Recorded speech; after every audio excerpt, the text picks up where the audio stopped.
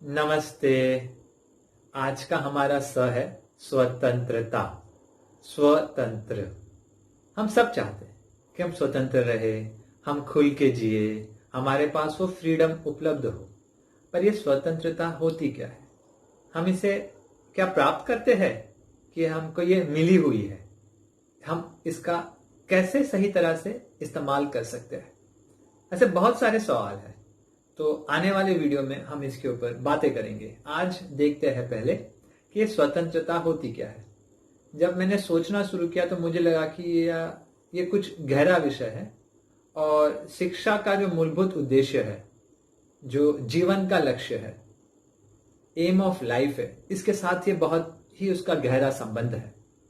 स्वतंत्रता शब्द को जब मैंने स्वतंत्र शब्द को जब मैंने देखना शुरू किया तो मुझे लगा इसके अंदर दो शब्द है। एक तो है स्व और दूसरा है तंत्र। तंत्र मतलब एक विधि जिस प्रकार से वो चलती है, और स्व मतलब खुद। तो हमको समझना पड़ेगा कि मैं कौन हूं। ये जीवन का गहरा सवाल है। जीवन का लक्ष्य उसी में छुपा हुआ है। संस्कृत में हम बोलते हैं आत्मा नाम विधि। In English it says know thy self, और इसको ही एजुकेशन का लक्ष्य माना गया है। और तभी ही तो संस्कृत में कहा गया है सा विद्या या विमुक्त। विद्या वो है जो आपको मुक्त करती है, जो आपको फ्रीडम, स्वतंत्रता प्रदान करती है। तो अगर आपको मुक्ति नहीं दे रही ये विद्या, तो किस काम की? तो क्या करे इसको जो मिली हुई है और फिर भी हमको प्राप्त करनी है? तो हमको देखना पड़ेगा, बारीकी से हमारी गतिविधियों को देखना पड़ेगा। हमारी गतिविधियों में हमारी ऊर्जा का व्यय कहाँ हो रहा है, हम हमारी ऊर्जा कहाँ पे लगा रहे हैं, हम हमारा समय कहाँ पे लगा रहे हैं। हम क्या ये बात बच्चों को सिखा पा रहे हैं कि अपनी ऊर्जा और अपना समय कहाँ लगाएं, अपनी वाणी का कैसे और कहाँ इस्तेमाल करें, और किस बात में स्वतंत्रता है? कि बस कौन से रंग के कपड़े पहनने हैं, कि विचारों के ऊपर स्वतंत्रता देनी है? तो स्वतंत्रता कहाँ मिलती है? क्या मैं सांसें बंद करके बैठ सकता हूं? क्या मुझे स्वतंत्रता है कि मैं कुछ भी ऐसे ही बेतुके ख्यालों में बह सकता हूं? तो स्वतंत्रता किस बात की है?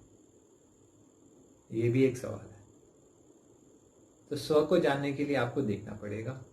बहुत सारी गतिविधियां हैं और इसका जागरण बहुत पहले से होता है। और जो छोटे बच्चे होते हैं उनके अंदर तो ये होता ही है, वो तो स्व के प्रति जागरूक ही होता है। पर वो कोशिश करते हैं कि मेरा जो ये तंत्र विकसित हो रहा है, जो मेरे पास यंत्र मिला हुआ है, मेरा जो ये शरीर है, उसको मैं कैसे चलाऊं, मेरा ये जो मन है, दुनिया के साथ जो व्यवहार करना है, उसके लिए मैं कैसे करूं। तो बच्चा तो अपने स्व के बहुत ही करीब होता है, वो अपने स्व में ज्यादा जीता है। पर होता यह है कि उस यंत्रों की आड़ में और हमारे दुनिया के ये षड्यंत्र की आड़ में वो अपने स्व से दूर होते जाता है। तो क्या कुछ ऐसा ना करे जिससे वो बस अपने तंत्र को समझे कि शरीर कैसे चलता है,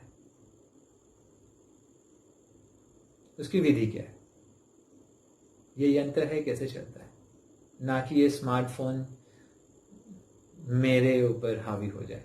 तो ये यंत्र कैसे चलते हैं सारी दुनिया के, दुनिया की विधि कैसी है, और वो स्व की नजर से, जो सच्चा स्व है, अहंकार नहीं।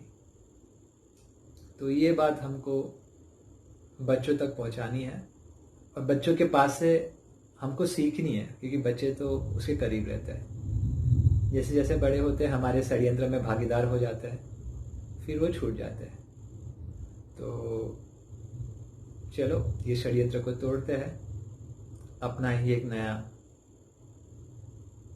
समझ विकसित करते हैं और सही तंत्र के और स्व जिसको चला रहा है उस तंत्र के भाग बनते हैं।